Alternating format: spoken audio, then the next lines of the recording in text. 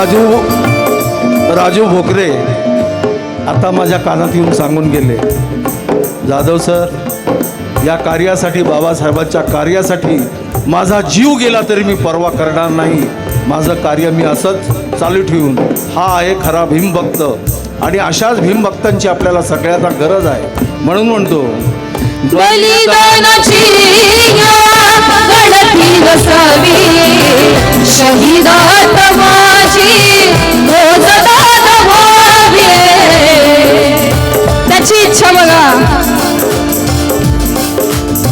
निळ्या झेंड्याखाली समाधी असावी, निळ्या झेंड्याखाली समाधी असावी. आसवांचा बांध फुटावा,